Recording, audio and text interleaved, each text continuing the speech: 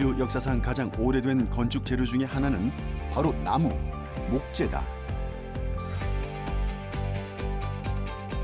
예전엔 주로 원목을 사용했지만 시대가 변하면서 가공된 목재 제품들이 시장에 쏟아지고 있다. 탄소 저장고인 목재 자체를 오랫동안 이용하는 것이 결국은 그 지구 환경을 지키는 데 중요한 역할을 하는 거죠. 공간을 둘러싼 수많은 목재 종류 중 우리가 구분할 수 있는 건 얼마나 될까? 주변의 목재들을 살펴보고 안전하고 지속적으로 이용하는 방법을 살펴본다.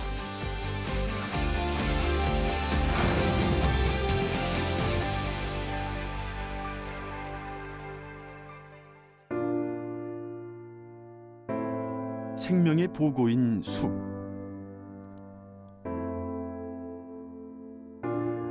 인류는 숲이 생겨나면서 문명을 만들기 시작했다. 이 문명의 발전에 결정적으로 기여한 재료가 있었으니 바로 이 나무들이다.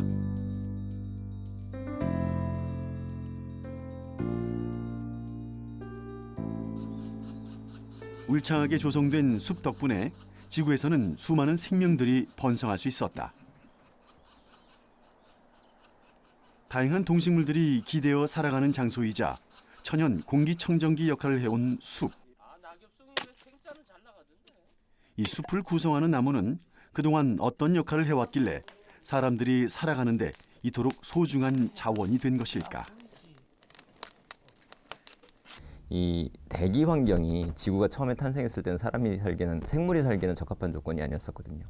근데 식물이 이제 광합성을 하면서 대기 중에 엄청나게 많았던 이산화탄소를 나무가 흡수를 해서 나무 안에 탄소로 저장하고 산소를 배출하죠. 그 산소가 결국 그 생물체가 사는데 아주 기본적인 그 공기 중에 중요한 것 아니겠습니까? 그래서 이 생물이 생장했다는 것 자체가 이 생물이 살기에 적합한 조건으로 지구 환경을 만들어 놓은 거죠. 근데 그 식물 중에서도 이제 여러 가지 종류가 있지만 그 중에 나무가 이 그 고체 재료로서 사람이 쓸 수 있도록 만들어 준 거죠. 연료로서 쓸 수 있도록 하고 집을 지을 수 있도록 하고 그 외에도 다른 그 도구들을 만드는 그 기본적인 재료였었죠. 물론 지구상에는 목재를 대체할 수 있는 다양한 천연 자원들도 있다. 하지만 돌이나 흙, 그리고 철과 같은 광물질들은 그 매장량이 한정돼 있지만 목재의 재료가 되는 나무는 우리가 잘 관리하면 수천 년을 사용할 수 있기에 각광받는 자원으로 손꼽힌다. 그래서 우리 조상들은 나무를 이용해 훌륭한 목조 건물들을 완성했고 이런 건물들은 수백 년이 지난 지금까지도 잘 보존되고 있다. 왕이 살던 궁궐이나 양반들이 살던 고택에서 목조 건물의 튼튼함과 아름다움을 살펴볼 수 있는데 과거에 우리 건축물은 거의 다 목조 건축이었어요. 근데 이제 일제 때 그 살림수탈 그리고 그 남북 전쟁 그리고 급속한 경제 발전으로 인한 그 주거량 부족 그걸 채울 수 있는 방법이 콘크리트였죠. 우리한테 자원이 많았던. 그리고 이제 살림은 자원은 거의 다 없어졌으니까. 그래서 이제 거의 대부분이 급속한 경제 발전 때문에 생긴 콘크리트 숲이었는데 그 목조 건축에 대한 어떤 관심이 생기기 시작한 게 우리가 이 그 경제적인 거가 발전되고 난 다음에 이제 환경이나 주거 환경에 대한 어떤 관심이 그 생기면서부터 그 80년 말부터 이제 목조 건축이 도입이 되기 시작했어요. 특히 최근 들어 건강과 안전을 생각한 친환경 목조 주택이 언론의 조명을 받으면서 목재에 대한 관심도 덩달아 커지고 있다. 하지만 목조 건물은 화재에 취약하거나 흙이나 콘크리트 건물보다 약할 것이란 우려의 시선도 있는데 하지만 전문가들은 이것이 기우라고 말한다. 일반적으로 목조 건축물은 화재에 취약하다는 어떤 그런 그 편견이 있어요. 근데 그 편견이라고 하는 게 결국은 나무가 불이 붙는 재료이기 때문이죠. 근데 나무가 갖고 있는 가장 큰 장점 중에 하나가 열전도율이 낮고요. 그리고 화재에 노출됐을 때 불이 붙으면 바깥쪽에 까맣게 탄화되잖아요. 그 수처럼 바뀌는 그 부분이 열전도를 또 막는 역할을 해요. 그래서 이 온도가 안으로 전달되는 속도를 굉장히 줄여줍니다. 열 전도율이 낮다는 게 어떻게 화재가 났을 때 좋은 점이냐 하면 철 구조물 같은 경우에는 열이 빨리 전달되기 때문에 고온에 노출될 때 강도를 잃는 속도가 빠릅니다. 근데 나무는 물론 고온에 노출되면 이 탄화된 부분은 힘을 받지 못하죠. 근데 탄화된 부분이 열 전도를 막기 때문에 그 안에 있는 목재는 온도가 높지 않은 상태로 유지가 돼요. 그 부분이 힘을 그대로 받는 그 역할을 합니다. 문제는 사람들이 목재를 이용하기 위해서는 벌채를 해야 한다는 점이다. 만약 과한 욕심을 부릴 경우 이 과정에서 숲이 파괴될 가능성도 배제할 수 없다. 또한 베어진 나무를 옮기고 가공하는 과정에서 막대한 경제적 비용이 들어간다. 과도한 벌채가 혹시 숲과 자연 환경에 부담을 주는 것은 아닐까? 숲은 한번 파괴되면 다시 되돌리기까지 오랜 시간과 막대한 사회적 비용이 발생한다. 국토 면적의 64%가 숲으로 조성된 우리나라는 어떻게 나무를 활용하고 있을까? 네, 벌채는 크게 두 가지로 생각해 볼 수가 있습니다. 첫 번째는 숲가꾸기 벌채가 있는데요. 예를 들면은 콩나물 시루 같은 것입니다. 콩나물 시루에 솎아내지 않고 콩나물만 가득하면은 크고 좋은 콩나물을 저희가 얻을 수가 없는 것과 마찬가지로 숲에 심겨진 나무들도 때가 되면은 경쟁을 하게 되고 또 도태를 하게 됩니다. 해서 이 안 좋은 나무들을 솎아뱀으로써 남아있는 나무의 생장을 촉진시키고 또 남아있는 나무가 생장이 더 왕성해지면 대기 중에 CO2를 흡수한다든지 이런 탄소 흡수를 더욱더 많이 할 수 있기 때문에 기후변화, 환경적인 면에서도 충분히 이롭게 작용을 한다고 생각하시면 될 것 같습니다. 나무는 공기 중에 이산화탄소를 흡수해 산소를 배출하는 천연 공기청정기 역할을 해왔다. 그러나 국립산림과학원에서 발표한 산림의 연간 이산화탄소 흡수량을 살펴봤더니 20년 이상이 된 고목의 경우 단위 면적당 이산화탄소의 흡수가 매년 감소하는 것으로 나타났다.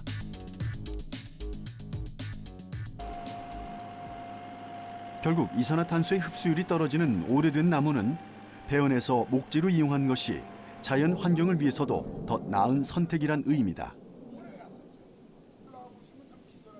또 적절한 벌목 작업은 오히려 건강한 숲 생태계를 조성하는 데 중요한 역할을 한다.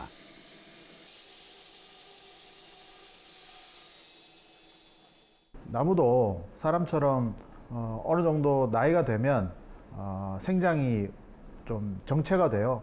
정체가 되는 나무들은 배 가지고 이렇게 목재 가구로 활용한다든지 이렇게 목재로서 활용을 하면 그 목재는 그대로 탄소를 머금고 있는 탄소 덩어리가 됩니다. 뒤에 보시는 이 벽면의 나무들도 결국은 이 탄소를 머금고 있는 탄소 덩어리라고 보시면 되고요. 이 나무 목재를 태우지 않는다면 이 나무는 그 목재는 영구히 이 탄소를 고정시키는 그 기능을 하게 되는 것이죠. 벌채 방식 역시 과거엔 개벌이라고 해서 수목을 모조리 제거하는 방법으로 진행돼 왔다. 하지만 이런 경우 한꺼번에 그 많은 양의 나무를 베게 되면 산림이나 환경 그리고 생태에도 문제가 생길 수 있다. 그래서 요즘은 건강한 숲을 가꿀 수 있는 방법으로 벌채 방식도 바뀌었다는데 제작진은 현재 벌채 작업이 이루어지고 있는 중북 보은의 한 야산을 찾았다.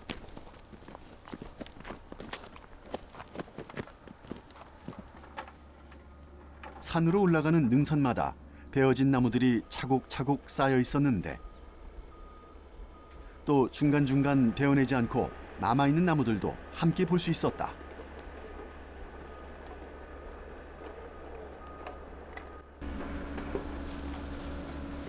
벌채가 완전히 끝난 곳은 중장비가 들어와 나무를 정리하는 작업이 한창이었다. 환경을 생각하는 벌채 방식이란 과연 무엇일까? 또 벌목지 선정 작업은 어떻게 이루어지는 것일까? 궁금한 부분들을 현장에서 직접 들어보기로 했다. 이 땅은 산림청 땅이고요. 그 서 있는 나무는 지금 다른 원목 생산업자한테 매각이 되어서 지금 벌채 작업 중입니다. 그 면적은 한 18.7헥타 정도 되고요. 저희가 이 임목 생산지는 저희가 친환경 벌채 제도에 따라서 군산과 수림대를 함께 남기는 그런 방법으로 지금 벌채가 진행 중입니다. 벌채는 거의 90% 이상 진행이 됐고요. 그 운제로가 지금 개설 중이고 지금 현재 장비들이 들어와서 집재 중입니다. 친환경 벌채란 산림 생태계의 경관 피해를 최소화하기 위해 일정 규모 이상의 나무를 남겨놓는 방식을 의미한다. 집단으로 나무를 남기는 군상 잔존 방식은 나무가 군상을 이루기 때문에 야생 동식물 서식처 역할을 할 수 있다.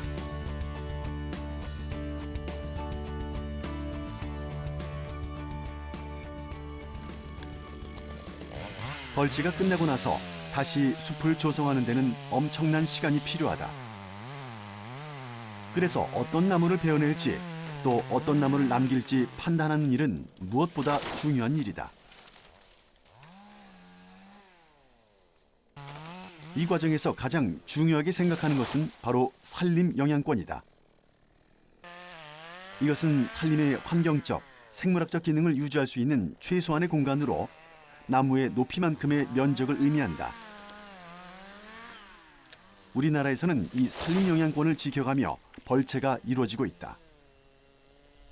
여기도 지금 하단부에 수림대가 있고요. 이 상단부에 저희가 이게 둘러놨는데요. 띠를 둘러놨는데 여기가 지금 원현 잔존구가 지금 남겨질 부분입니다. 저희가 혹시 오볼이 일어날지 몰라가지고 저희가 띠를 좀 둘러놨습니다. 저희가 벌채 대상지는 벌기령에 도달한 나무들이 우선적으로 선택이 되고요. 또 그렇지 좀 덜 됐더라 하더라도 저희가 이제 수령이 오래되면 나무들이 썩어서 이게 이미 고사돼서 넘어지는 나무들도 있거든요. 이제 그런 나무들이 좀 발견이 되면 저희가 벌채를 해서 좀 더 유용 가치가 있을 때 저희가 이제 벌채를 해서 좀 저희들이 이제 목재 수급 이런 여러 가지 것 때문에 저희가 벌채를 하게 됩니다. 주기적인 벌채가 필요한 또 다른 이유 중에 하나는 바로 이렇게 썩어가는 나무들이 존재하기 때문이다. 썩은 나무는 빨리 베어내고 새로운 나무를 심는 것이 오히려 환경을 지키는 방법이기 때문이다. 이번 벌채 작업이 모두 끝나고 나면 봄이 오는 3월에 다시 나무를 심어 숲을 조성할 예정이라고 한다.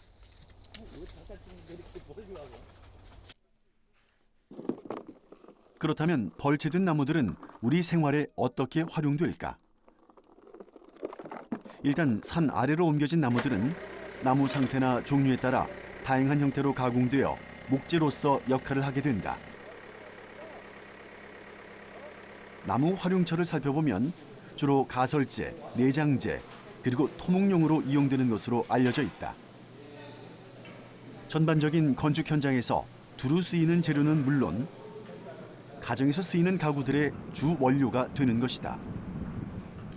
그래서 가공되는 목재의 종류도 다양하다. 그 목재를 이용하는 방법이 여러 가지가 있는데 나무를 하나 딱 자르면 첫 번째로 이용할 수 있는 게 이제 제재목이에요. 나무를 그대로 우리가 그 집을 지을 때 쓸 수 있는 나무. 근데 그 제재목으로 만들지 못하는 부분들이 있잖아요. 그런 부분들이 이용될 수 있는 게 또 다른 목질 재료들입니다. 예를 들면 합판이나 파티클보드라고 해서 톱밥을 가지고 붙여서 만든 판상 재료. 또 종이를 만드는 것 같은 섬유도 나무에서부터 나오거든요. 근데 그 섬유를 다시 붙여서 만든 섬유판이라고 있습니다. 파이버 보드라고 하는 섬유판. 그런 재료들이 이제 나무를 효율적으로 이용할 수 있는 부분이고. 가공된 목재의 실물 형태를 살펴보기 위해서 제작진은 청주의 한 나무 공방을 찾았다.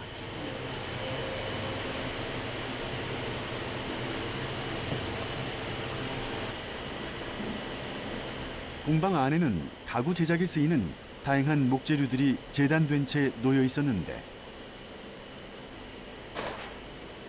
가구를 만들 때는 그 용도와 가격을 고려해 목재의 재료가 결정된다고 한다. 과연 이곳에서는 어떤 목공 작업이 이루어지고 있을까? 공방 한켠에서는 재단된 목재로 가구를 제조하는 작업이 분주하게 진행 중이었다.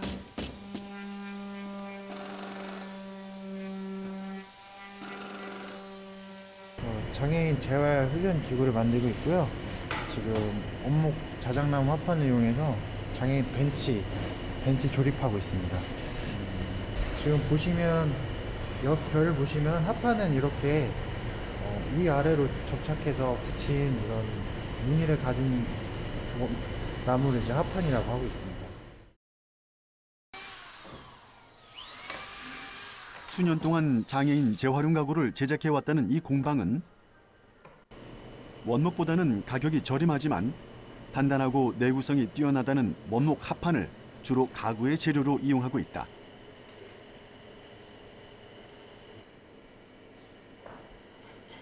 공방 한켠에 제작 중인 또 하나의 가구. TV 거실장이라고 하는데 원목과 비슷한 형태를 가졌으나 원목이 아닌 집성목의 형태라고 한다. 그렇다면 집성목은 또 무엇일까? 집성목하고 원목하고 가장 큰 차이점은 이렇게 보았을 때 지금 이 이어붙인 결을 볼 수 있다는 겁니다. 지금 보시면 이렇게 간격별로 지금 무늬가 다르지만 이렇게 이어서 붙인 거를 볼 수 있기 때문에 이것이 가장 큰 차이점이라고 볼 수 있습니다. 원목을 사용해서 만들 경우에는 재질라든지 사이즈를 맞추기 위해서 이제 재단해야 되는 문제, 또 통 원목을 제재해야 하기 때문에 시설이 또 많이 필요로 합니다. 그렇지만 이제 이렇게 집성목 같은 경우에는 시중에서 쉽게 구해서 사용할 수 있기 때문에 원목의 질감과 느낌을 살리면서 쉽게 구할 수 있는 장점 때문에 사용을 하고 있습니다. 똑같은 나무에서 왔음에도 불구하고 다양한 종류의 목재를 볼 수 있었는데 그 중에서도 최근 가구 시장에서 많이 이용되고 있는 재료는 중밀도 섬유판이라고 불리우는 MDF다. 톱밥과 접착제를 섞어서 열과 압력으로 가공한 목재인데 워낙 내부 입자가 작다 보니 서로 단단하게 결합해서 목재의 강도가 높다고 한다. 또 나무를 잘게 부순 후 접착제를 섞고 열과 압력을 가해 단단하게 만든 목재인 파티클 보드도 요즘 각광받는 목재다.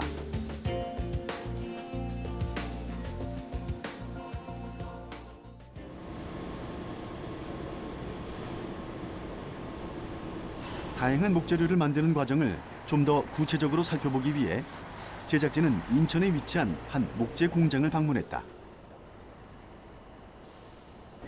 공장 앞에 벌목된 나무들이 산더미처럼 쌓여 있었는데 먼저 요즘 시장에서 가장 많이 찾는다는 중밀도 섬유판 MDF 제작 과정을 살펴보기로 했다. MDF는 목재를 파쇄하고 그다음에 열을 가해서 섬유화한 다음에 다시 열과 압력을 가해서 일정한 비중으로 만든 목재 섬유판입니다.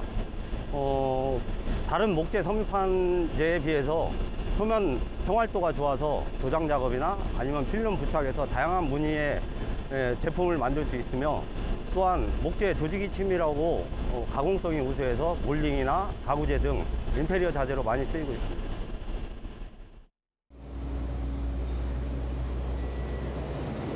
이 공장에서 사용하는 나무들은 침엽수와 화렵수를 골고루 활용한다. 흥미로운 점은 벌채 부산물을 목재 가공 재료로 활용하고 있다는 점인데 약 40%의 비중을 차지한다. 목재 부산물 이용을 통한 자원 선순환 구조를 만들기 위한 노력의 일환이다. 소중한 자원인 목재를 오래도록 활용하기 위해 요즘 기업들은 다양한 노력을 기울이고 있다고 말한다. 실제 목재 가공이 이루어지는 공장 내부로 들어가 봤다. MDF는 제조하기 위해 해섬과 도포 그리고 건조의 과정을 거쳐야 하는데 해섬은 목재 섬유판을 칩으로 만든 후 증기로 쪄서 연화시키는 과정이다. 이게 목재 화이버입니다. 목재 화이버로 MDF 가공의 필수적인 공정 중에 하나인데 목재를 화이버 형태로 가공함으로 해서 수지 도포 효율을 높이고 또한 그 다음에 공정인 성형 공정에서 성형이 가능하도록 만들어주는 중간 과정입니다.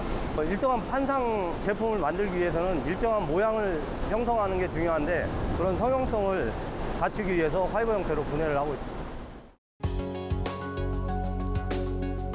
성형 단계에 들어서는 목재 섬유질은 층층이 쌓여서 커다란 1차 형태를 만들게 된다. 그 후 크기에 맞게 재단되고 섬유판으로의 압축을 위해서 프레스가 있는 곳으로 이동된다.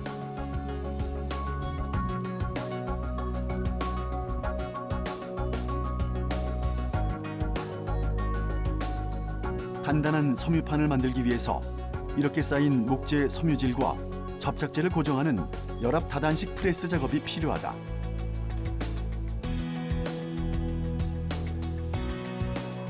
프레스에서 높은 열과 압력을 받아 단단한 섬유판이 완성되는데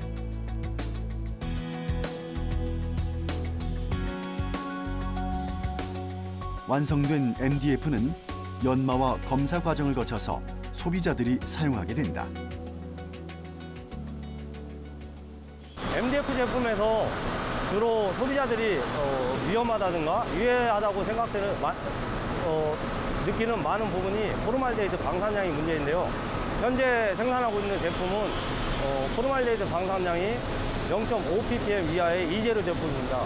그래서 이재료 제품, 슈퍼 이재료 제품 등 포르말데히드 방사량이 계속 낮아질수록 친환경 제품이라 할 수 있습니다. 이번엔 또 다른 가공 목재인 PB, 즉 파티클 보드가 생산되는 과정을 살펴보았다. 이렇게 목재 부산물로 제조되는 제품들은 그 재료와 접착제에 따라 독성 물질의 방출량이 달라진다. 재활용 목재를 이용해서 먼저 파쇄를 하고요. 선별을 한 다음 선별할 때 이물질이 걸러진 목재를 이용해서 파티클을 만들고 이때 만들어진 파티클을 이용해서 프레스에서 고온고압으로 압착을 해서 목재 판상자를 만들어내고 있습니다. 일 생산량은 하루에 1,700입방 정도를 생산을 하고 있고요. 연간 약 58만 입방을 생산하고 있습니다. 100% 재활용 목재라고 보시면 되겠습니다. 예. 또 목재 재료의 원활한 수급을 위해 따로 그린 팩토리라는 신설 부서를 두고 있다.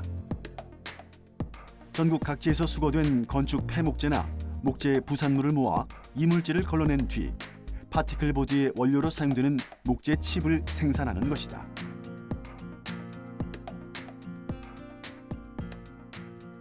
지금 일반 신축 건설 현장 폐목재와 일반 사업장에서 나오는 폐목재들입니다. 그리고 저쪽 뒤에는 일반 가정에서 버려지는 폐목재, 그리고 여기는 산지 개발에서 나오는 일반 가지목들입니다. 거의 목재가 사용하는 거의 모든 현장에서 저희는 폐목재를 수거하고 있습니다. 환경적 측면 효과라고 보면 연간 214톤의 그 온실가스 저감 효과가 있고, 경제적 측면으로 보면 수입 원목 대체 효과가 약 800억 원, 그리고 소각 비용 대체 효과가 약 500억 원 정도 효과가 있습니다. 목재 부산물이나 벌채 후 나오는 톱밥을 분쇄해서 압축 가공한 연료 중에 각광받는 재료는 바로 펠릿이다. 펠릿을 태우면 이산화탄소 배출량이 적어 친환경적이며 자원 재활용으로서의 가치가 높다고 하는데,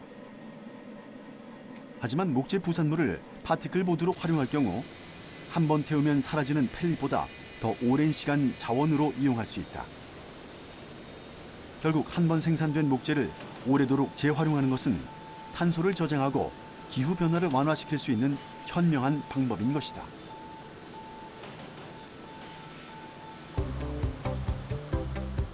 MDF나 PB와 같은 가공된 합판들이 가진 가장 큰 장점은 저렴한 가격이다. 원목 대비 5분의 1 수준에 불과하기 때문에 가구 제품의 가격을 낮추는 데도 큰 기여를 하고 있다. 덕분에 인테리어 시장에서도 유독 선호하는 소재로 자리 잡게 됐다. 그러나 한편에선 이 제품들에 대한 우려의 목소리도 있다. 물론 가공 과정에서 친환경 접착제를 쓰는 공장들이 많다고 하지만 소비자들이 가구에서 나오는 유해 물질의 방출량을 감지하기는 쉽지 않다. 가볍고 내구성이 강하며 가공하기도 쉬워 미적인 효과가 뛰어나지만 합판 가구들의 안정성에 대한 지적이 오래전부터 제기되고 있기 때문이다. 매년 언론에 보도되는 가구의 유해성에 대한 기사만 해도 이런 우려를 부추긴다. 대표적으로 폼알데하이드 같은 경우는 1급 발암물질입니다. 그래서 인체에 미치는 영향이 굉장히 큰 그런 오염물질 중에 하나고요. 여러 가지 인체에 미치는 영향이 있는데 그 중에서 특히 암을 유발을 할 수 있는 가능성이 매우 높은 물질이고요. 그 외에 휘발성 유기화합물 중에서도 발암물질뿐만 아니라 인체에 굉장히 나쁜 영향을 주는 그런 물질들이 포함되어 있는데 가구 제품, 특히 목질 제품에서 폼알데하이드를 주로 보고 있는 이유는 방부제, 목질 제품의 방부제로 주로 그 폼알데하이드가 들어가고 있습니다. 그래서 제일 많이 들어가고 있으니까 그거를 위주로 지금 판단을 하고 있는데 꼭 그것만이 문제가 아니고 다른 오염물질도 위험한 그 오염물질로 분류되고 있습니다. 그렇다면 실제 우리가 사용하는 목재 가구의 화학물질 방출량은 어떻게 확인할 수 있을까? 그것을 확인하기 위해 제작진이 찾은 곳은 고양시에 있는 한국건설기술연구원. 내부로 들어갔더니 대형 챔버가 자리를 잡고 있었다. 이 챔버를 통해 대형 건축자재, 가구, 그리고 가전제품 등의 오염물질 방출량을 측정할 수 있다고 한다.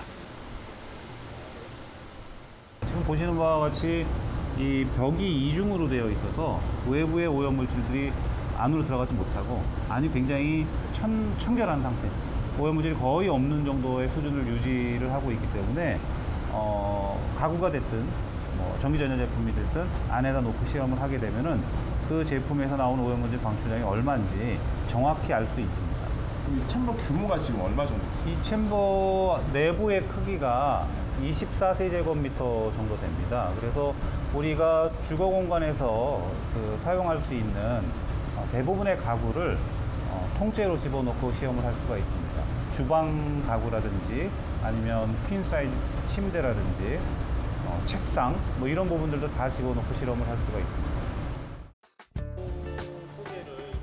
가구의 표면에서 나오는 오염물질 측정에만 한정됐던 소형 챔버의 실험 방법과는 달리 대형 챔버는 건축자재 등의 전면에 나오는 오염물질을 측정할 수 있어 정확한 화학물질 방출량을 알아볼 수 있다. 국내에서는 처음으로 구축된 시스템이라고 한다.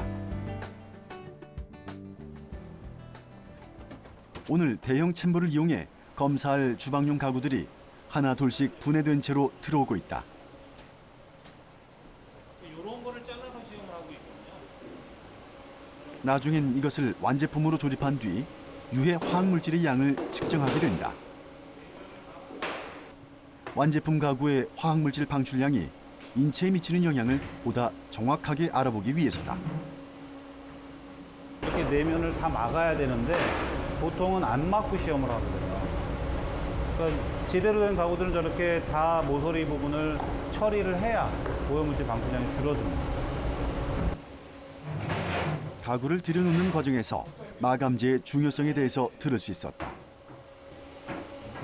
화학물질 가공 처리가 된 가구들은 마감 처리가 제대로 되어야 유해물질의 방출량이 줄어든다는 것이다.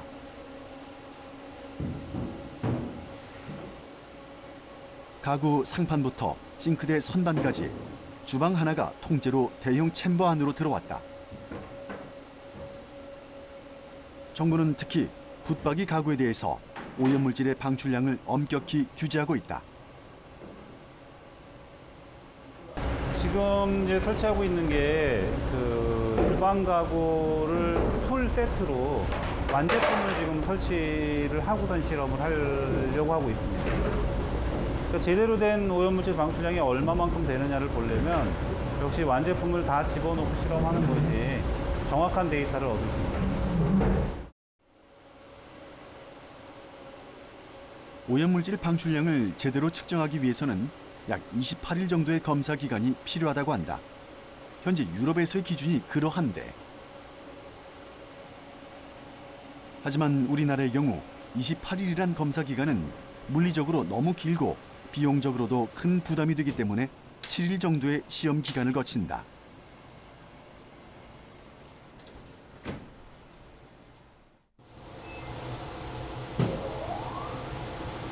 대형 챔버가 작동하게 되면 챔버 내부로 연결된 파이프라인으로 내부 공기가 포집되기 시작한다. 요거는 이제 휘발성 유기화합물을 샘플링하게 되겠고요. 이쪽에 있는 부분은 폼알데하이드를 샘플링해서 역시 실험실로 가져가서 안에 얼마만큼 그 포집이 됐는지 이런 거를 시험을 하는 장치라고 하십니다. 요즘은 어때요, 수치가? 요즘은 저희가 실험을 쭉 해보았더니 폼알데하이드 방출량은 많이 줄었습니다.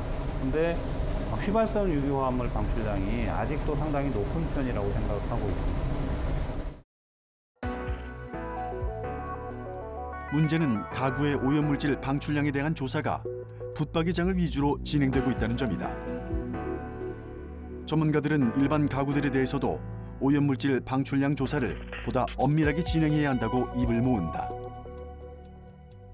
가구에 대한 규제가 부처마다 조금 다릅니다. 그래서 이런 그 부처마다 다른 기준들을 하나로 좀 통일할 필요가 있다고 생각을 하는데, 그것도 역시 국민들의 요구가 필요하다고 저는 생각하고 있습니다. 국민들이 친환경 가구에 대한 정보를 제대로 갖고 있어야 정부 부처들도 그거에 대응할 수 있는데, 아직 그런 거에 대한 정보들이 이것이 맞는지 저것이 맞는지 잘 모르고 있는 상황이에요. 그래서 그런 것들을 언론에서 좀 보도를 좀 해주셔야 사실 제대로 된 정보들이 전달될 수 있을 거라고 생각을 하고 있고, 정부 부처에서도 좀 더 노력을 해야 될 필요가 있다고 생각을 하고 있습니다. 목재 가구에 대한 관심과 더불어 가구에서 방출되는 화학물질에 대한 불안감도 커지면서 가구를 직접 만들어 쓰려는 사람들도 늘고 있다. 직접 목공을 하게 되면 좋은 목재를 선택할 수 있고 쓸모에 꼭 맞게 제작되어 오래 쓸 수 있는 가구를 만들 수 있다는 이점이 있다.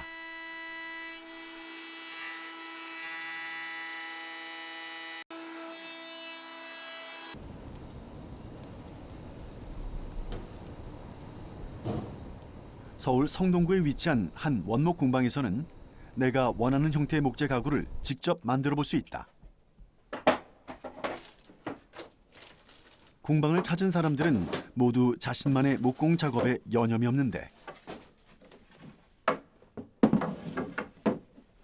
가구를 만들 목재를 직접 고르고 재단하고 조립해서 마감하는 일까지 모두 내 손으로 할 수 있어서 완성품을 안심하고 사용할 수 있다. 또 여기에 이용되는 목재들이 모두 재활용이란 점도 눈길을 끄는데, 팔레트라고 해서 화물 운반할 때 밑에 받침으로 사용했던 나무거든요. 청계천이나 아니면은 충무로 같은 데 보면은 사용해서 버려진 것들이 되게 많아요. 그걸 저희가 길거리에 있는 걸 회수해 와서 그거 가지고 작업을 하고 있는 거예요. 이 공방에서 보관하고 있는 폐목재만 해도 500여 장이 넘어간다. 공방 구성원 모두가 직접 발로 뛰어 이삿짐 센터나 공사 현장 등에서 수집한 재료들이다. 공방에는 수집된 폐목재를 이용해 제작한 다양한 공예품들이 전시돼 있었다. 특히 자투리 목재들은 꼭 가구가 아니더라도 집안을 장식할 수 있는 목공 인테리어 소품으로 거듭나기도 한다.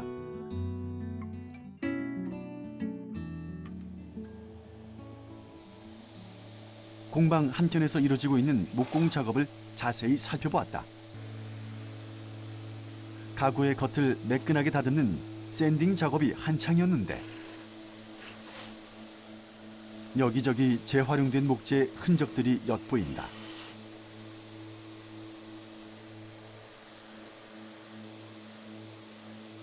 요거는 버려진 폐목재고요. 와인렉인데 저희가 이걸 주워서 보시면 알겠지만 여기에 못 자국도 있고 또 까진 부분도 있는데 요걸 예쁘게 샌딩을 해서 다리를 달게 되면 테이블로 바뀔 수가 있거든요. 그래서 테이블 작업을 하는 중이에요. 그러면은 목재 재활용하는 거네요, 이것도? 그렇죠. 이제 재활용하는 거죠. 새로운 목재로 그냥 단순한 리폼이 아니라 새로운 형태의 디자인을 가미해서 이제 가구로 바뀌는 거죠. 다리를 배치를 해서 4군데 다리가 그렇죠? 이렇게 들어가게 되면 테이블이 완성되겠죠? 그렇죠. 저렴한 가구들이 쏟아지는 요즘 세상에서 시간과 노력을 들여 가구를 직접 만드는 것은 물론 쉬운 일은 아니다. 하지만 이 작업이 나와 주변 환경에 도움이 된다고 생각하면 분명 가치가 있다. 이런 폐목재 활용하시는 이유가 있으신 거예요? 폐목재 활용 이유요? 그냥 새 걸로 하면 더 이쁘잖아요. 처음에는 이게 버려지는 게 아깝다는 생각에서 시작을 하게 됐는데요. 이제 만들다 보니까 새 것에서 줄 수 없는 그런 오래된 느낌, 자연스러운 느낌 그런 것들이 어떤 뭐 디자인적인 걸 이렇게 일부러 만들어내지 않아도 생기기 때문에 그런 매력 때문에 폐목재를 사용하게 된 것 같아요. 지금 써보시니까 어떠신 것 같으세요? 써보니까요. 폐목재를 이제 계속 사용하셨을 거 아니에요, 그 뒤로. 네네. 그러니까 폐목재가 물론 디자인적으로 좀 자연스럽거나 그런 면이 있긴 하지만 또 반면에 가공을 해야 되는 좀 번거로움이나 그런 게 있어요. 근데 이제 저희도 사용하다 보니까 이게 뭐 경제적인 면이나 자원 활용 면에서 굉장히 효율적이더라고요. 그래서 계속 이걸 쓰는 게 좋겠다 해서 지금 사업으로 계속 움직이고 있는 거죠.